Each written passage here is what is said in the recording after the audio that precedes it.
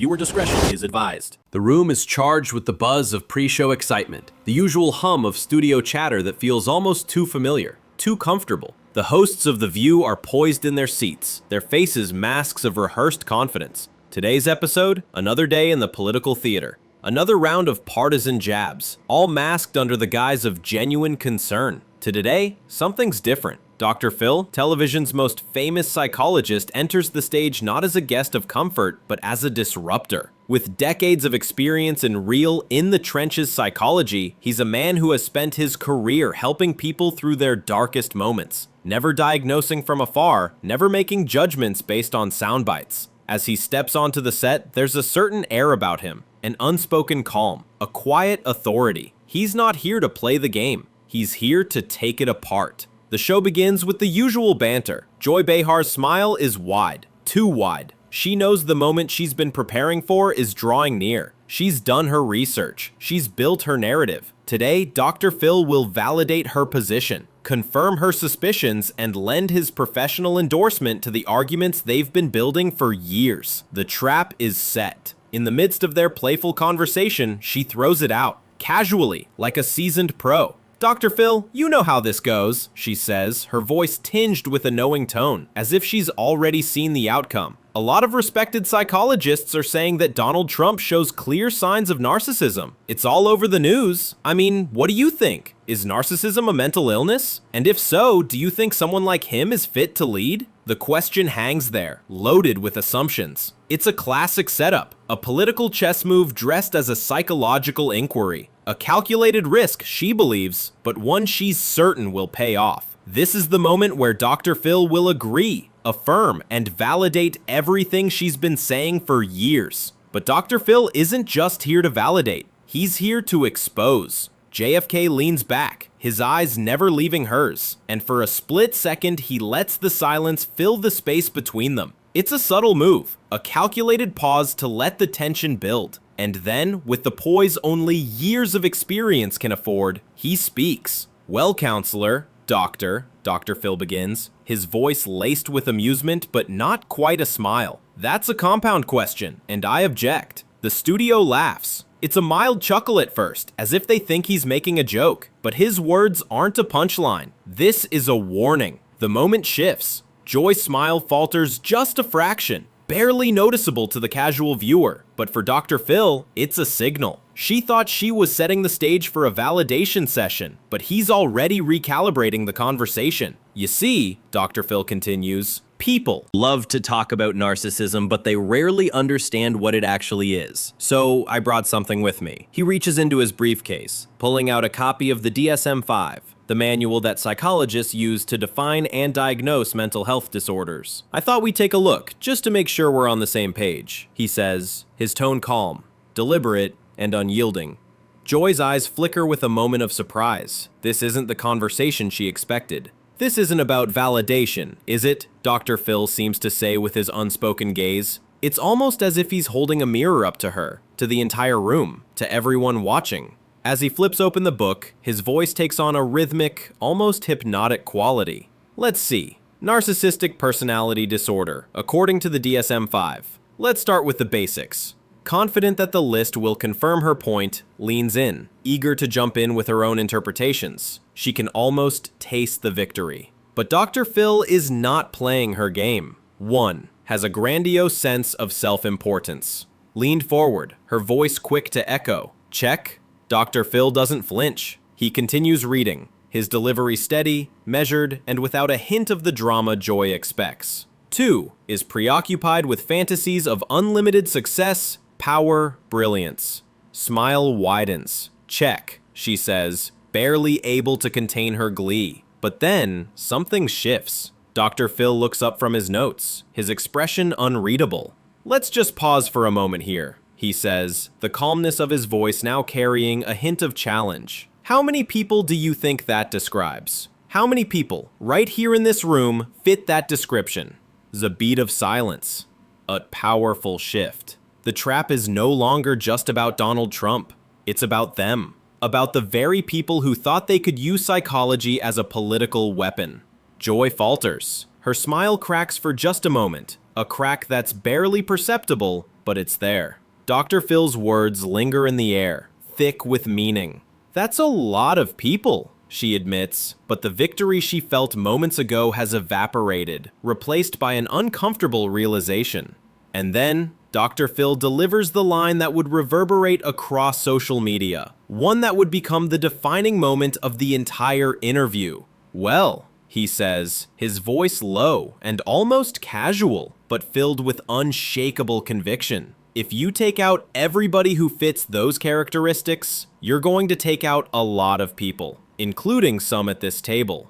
The studio falls deathly silent. Joy's face pales as the weight of those words lands like a thunderclap. The mirror is held up. Crimson that hangs in the air is deafening. For a brief, precious moment, time seems to stand still. The camera focuses on Joy Behar's face, capturing the exact moment when her self-assurance crumbles. Her confident smile falters, replaced by confusion, a flash of panic, almost imperceptible, but unmistakable for those watching closely. Words have pierced the veil of political theater she's carefully constructed. What was meant to be a straightforward validation has turned into a public dissection of her biases, her assumptions, her projection. She shifts uncomfortably in her seat, glancing momentarily to her co-hosts for support, but no one offers her the comfort she seeks. The tension in the room builds as the other hosts, once smug in their certainty, now sense the shift. Slim's voice rises, shaky but defiant, as she tries to regain control of the conversation. "But come on, Dr. Phil," she says, the words rushing out in a defensive barrage. "You wouldn't look at President Obama and say he has narcissistic disorder. You can't just throw this label on everyone." The room is still. Her words echo in the studio, a thinly veiled attempt to downplay the implications of Dr. Phil's assessment. The audience, once eagerly awaiting a professional endorsement of their partisan views, is now caught in the uncomfortable reality of what has just transpired. They've been expecting an easy confirmation of their political biases, but instead, they've gotten something far more unsettling. Jock Phil, unruffled, simply raises an eyebrow as he looks at Joy. There's no anger in his gaze, no frustration, just professional detachment. "I'm not diagnosing anyone, Joy," he responds, his voice calm but sharp with underlying authority. "I'm just pointing out the facts. The characteristics we're discussing, they're not exclusive to one person." A beat passes. The silence feels thick, almost suffocating. Dr. Phil continues, pulling his notes closer. Most leaders, including those in positions of great power, will show signs of narcissistic traits at some point. The pressure, the responsibility, it takes a toll on a person's psyche. There's a quiet murmur from the audience, the realization beginning to sink in. The game has changed. Joy's face reddens. The clarity of Dr. Phil's logic leaves her no room to argue. She can feel the ground slipping beneath her feet. The mirror held up to her own biases and assumptions. The reflection isn't flattering. Expelled of a moment, trying to recover, but the words feel hollow. But not everyone shows it like Trump does, she protests weakly, clutching at the narrative she's spent years building. There's a difference between someone in power acting out of ego and someone who's truly mentally ill. Dr. Phil doesn't back down. "It's not about illness, Joy," he says, his voice almost pedagogical now, like a professor teaching a student who's about to learn a hard lesson. "It's about understanding what these traits really mean and why. They don't always translate into something pathological." Deflate in the room grows heavier, as if the weight of his words has begun to unmask the false narratives that have taken hold. The audience, once so eager for confirmation, now sits on the edge of their seats, waiting for more. The rest of the hosts watch in stunned silence, their faces a mix of discomfort and reluctant admiration. Joy, still unable to grasp the full scope of what's happening, opens her mouth to speak again. But the words catch in her throat. There's a palpable shift in her demeanor, a moment of hesitation, as if she's beginning to realize that she's been outmaneuvered.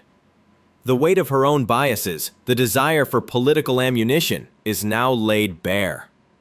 In this charged moment, Dr. Phil's gaze never wavers. He's not just talking about narcissism anymore. He's exposing a deeper truth, one that cuts through the surface-level arguments and political games. His message is clear. Psychology is not a political tool, and real expertise cannot be bent to fit a narrative. As Dr. Phil continues, his tone firm, his confidence unshaken, he shifts the conversation back to the science of psychology. This isn't about diagnosing someone from a distance, Joy. It's about understanding the human psyche with depth and context. You can't just throw around terms because they fit a narrative. That's not psychology. That's politics. A ripple of recognition passes through the studio. The moment when Joy Behar and the audience realizes they've been caught in a trap of their own making. The trap isn't just about Trump. It's about how easy it is to weaponize psychology, to turn it into a tool for political warfare without truly understanding it. Jeff Phil's voice cuts through the tension, like a surgeon making a precise incision. Real psychology is about empathy, about understanding. It's not about putting people into boxes based on your own assumptions. He pauses, his eyes locking with Joy's, a challenge in them that cuts through the air. If you're looking for validation, that's not what I'm here for. Jeff's frustration bubbles to the surface, but it's clear she's lost control. This is not the show she imagined. This is not the moment of victory she had been so sure of. The stakes have shifted, and the audience, along with her, has begun to realize that they've been watching something far more profound than a political debate. The mirror has been held up, and now they must all face the reflection. Dr. Phil leans back, his demeanor unchanged, but his words cutting deep, like the edge of a scalpel. The silence in the room feels almost oppressive now.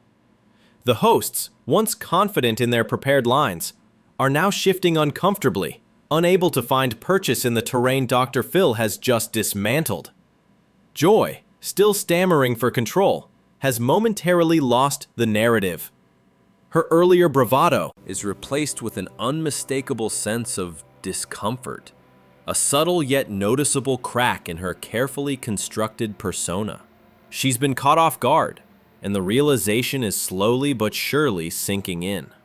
Her voice trembles. But, Dr. Phil, you're saying that we all have narcissistic traits?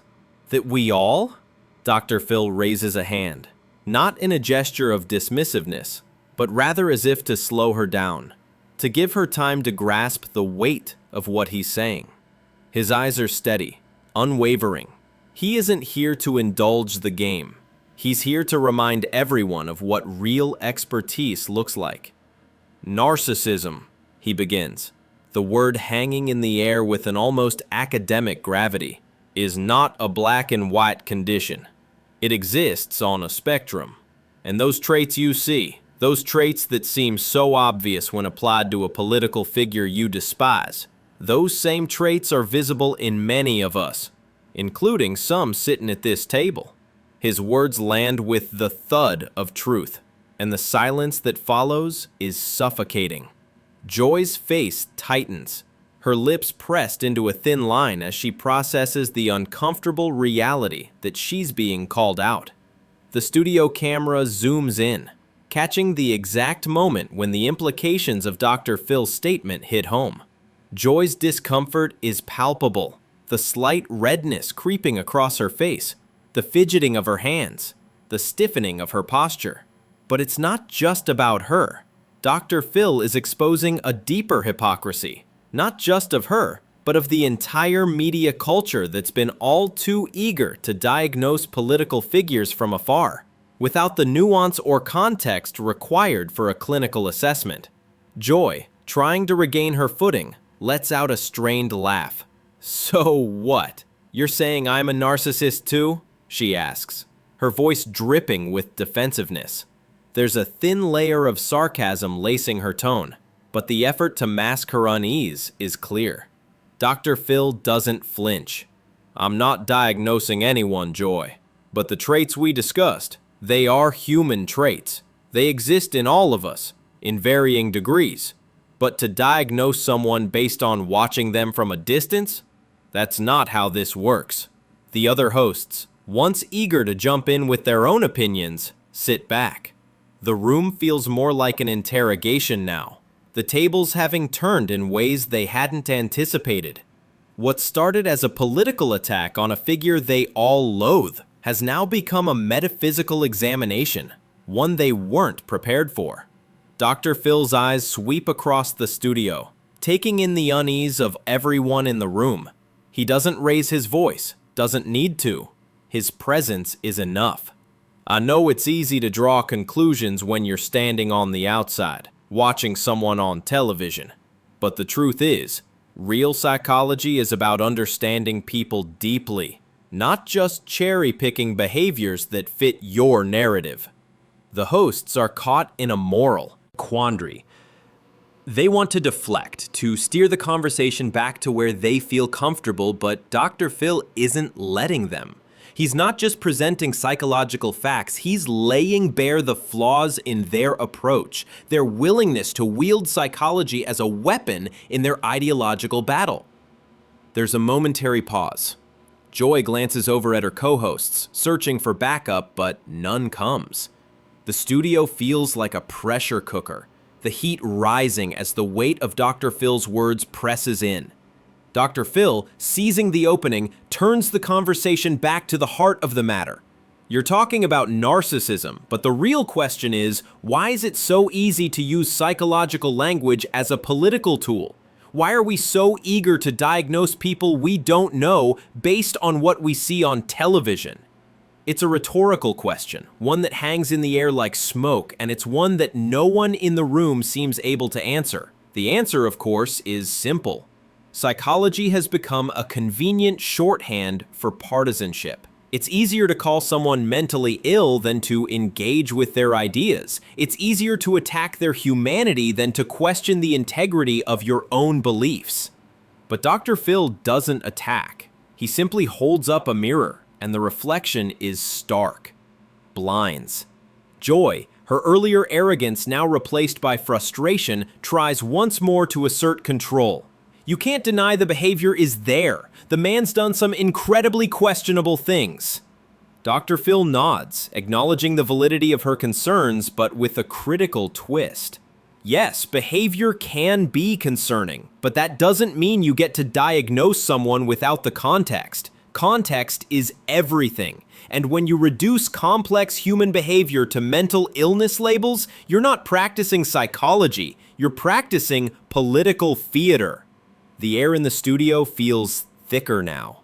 There's a palpable sense of discomfort among the hosts, an unsettling realization that they've crossed a line they didn't even realize they were crossing until Dr. Phil made them look at it head on. Blindness. The audience, which had been primed for a partisan spectacle, now feels the weight of what's happening. They came expecting to see political ammunition, but instead, they're witnessing something far more rare and valuable. A masterclass in professional integrity, in the importance of truth over comfort, and in the power of real expertise to challenge the superficial narratives we build about each other. Joy's face is a mixture of disbelief and anger. She can't seem to process that she's lost control of the narrative. She's been schooled and she doesn't like it. But Dr. Phil remains unfazed, his calm demeanor an anchor in the midst of the storm. His message is clear, and it's one that rings louder than any political attack or partisan defense ever could. Truth matters. Integrity matters. Psychology is not a weapon to be wielded. It is a field of science, a field of understanding. Dr. Phil's calmness feels almost out of place now, like an anchor amidst a growing storm. Joy, her discomfort steadily morphing into frustration, fumbles for words, but nothing seems to land the way she wants it to. The narrative is slipping away from her. The show, once an arena for political theater, is now a stage for a deeper, more uncomfortable truth. She tries once more, grasping at straws. But Dr. Phil, everyone can see the behavior. Are we supposed to just ignore that? Just pretend we don't see it? The question hangs in the air like smoke, thick with justification. But Dr. Phil isn't buying it. He doesn't respond immediately, instead giving a subtle shake of his head. It's not about ignoring behavior, Joy. It's about understanding why people behave the way they do, and how we should analyze that behavior responsibly, without rushing to conclusions. The air in the studio grows dense, almost suffocating. Dr. Phil's words are like daggers of clarity, cutting through the fog of political theater and exposing the fundamental flaw in the host's approach. They were not interested in understanding. They were only interested in validating their own biases. Joy shifts in her seat again, clearly trying to regain the upper hand. Her voice trembles slightly. But you have to admit, Dr. Phil, some of the things he's done, some of his actions, they just scream narcissism. Dr. Phil doesn't flinch. Instead, he leans forward slightly, his gaze unwavering. Behavior can certainly be concerning, but behavior alone is not enough to make a diagnosis, especially from a distance. And that's the real problem here.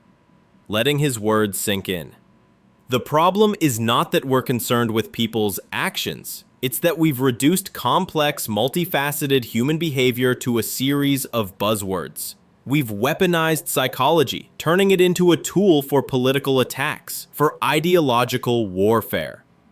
His words are deliberate, measured, but there's a quiet fury in them now, a sense of urgency beneath the calm. Simmons, the hosts, exchange uneasy glances.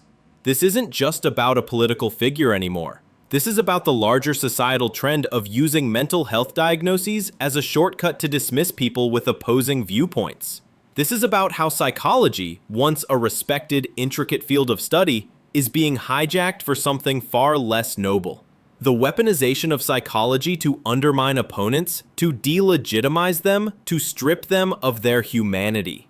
Dr. Phil's eyes sweep over the table, his expression almost surgical in its precision.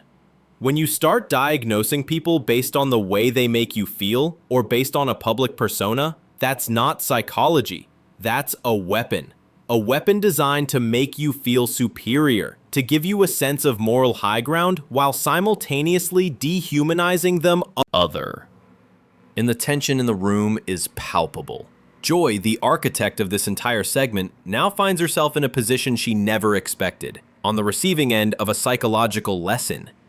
The mirror Dr. Phil has held up isn't just reflecting the political figure they've spent so much time dissecting. It's reflecting their own actions, their own biases, and their own willingness to use psychology as a political cudgel.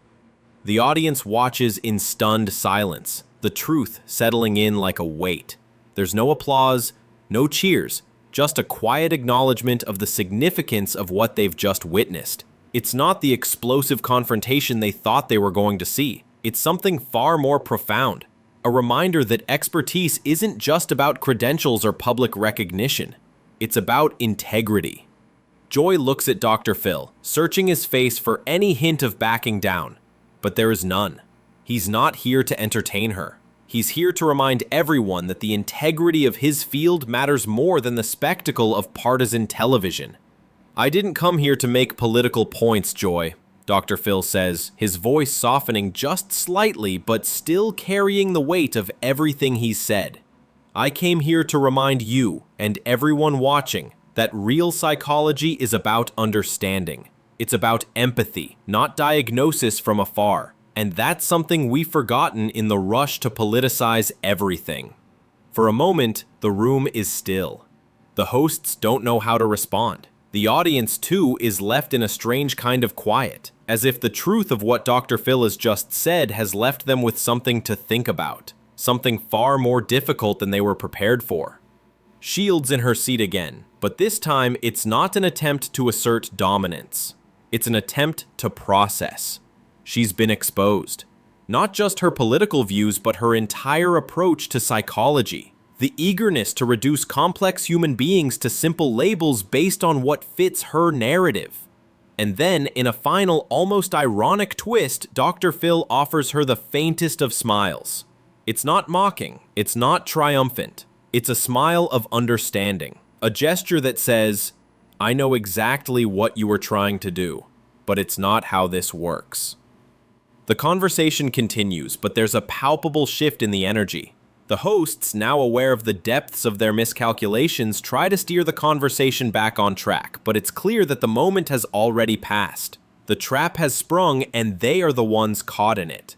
The tension in the studio has shifted. What was once a vibrant set, buzzing with pre-show excitement and political jabs, now feels muted, almost somber. The hosts, still reeling from the unexpected turn of events, try to carry on with their scripted responses, but it's clear to anyone watching that the energy is gone. The spell has been broken. Dr. Phil's presence has disrupted their carefully laid narrative in a way that no one could have predicted. As the segment continues, Joy tries to regain her composure, but the cracks in her facade are unmistakable. She's visibly shaken, her earlier bravado replaced by a quiet defensiveness. She smiles, but it's thin, forced, lacking the warmth it once had. She tries to redirect the conversation, but the moment she had orchestrated has slipped through her fingers. The audience, once eager for partisan spectacle, now seems uncertain, as though they've witnessed something far more profound than the drama they had hoped for.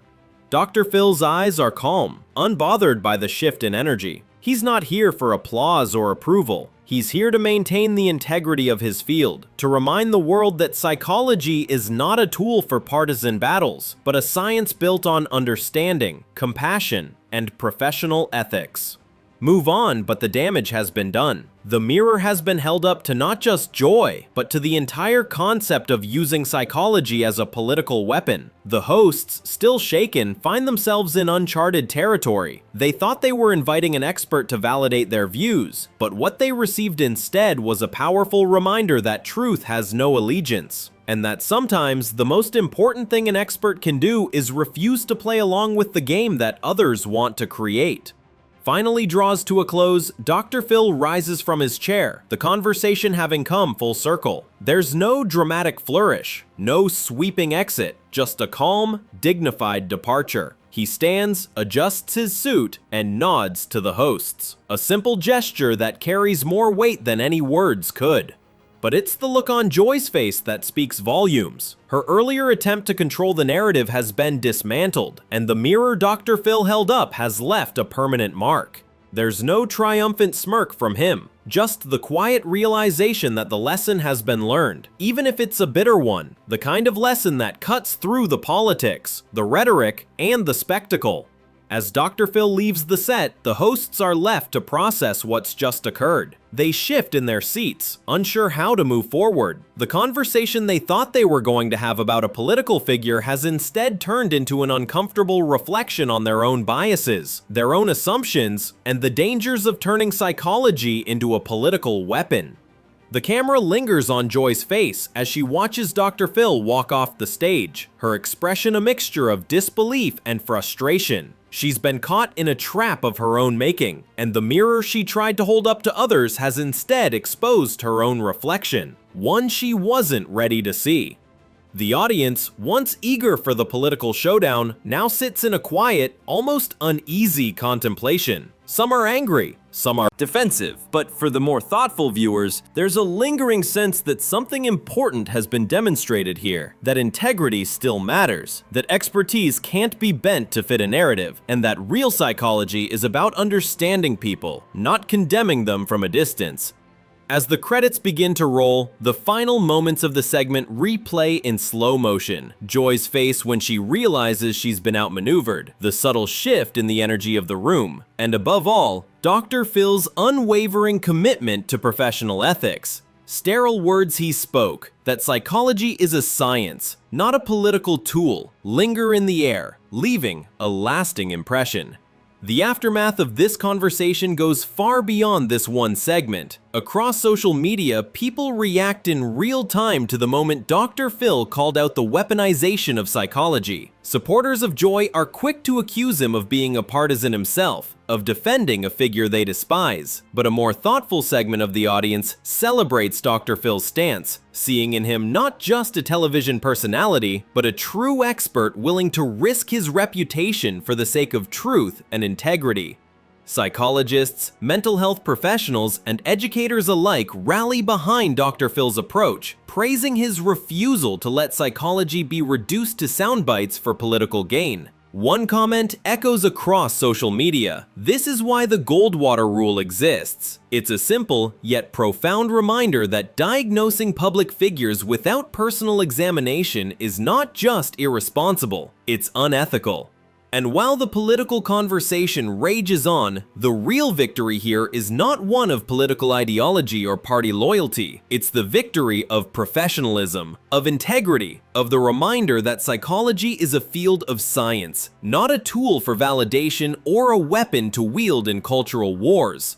As for Dr. Phil, his career is built on something far more valuable than ratings or public applause. He's not just a television personality, he's a professional. And when given the choice between playing along with a game and standing by the truth, he made his choice. He chose the truth.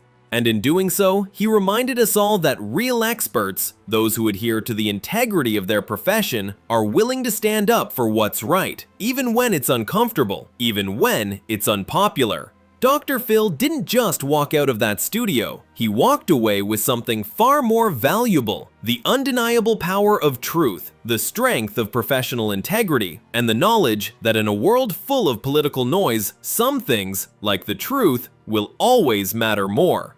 This is the story of what happens when real expertise stands firm against the tides of partisan politics. It's a reminder that integrity cannot be compromised, no matter the pressure, and that psychology is a science, not a political game.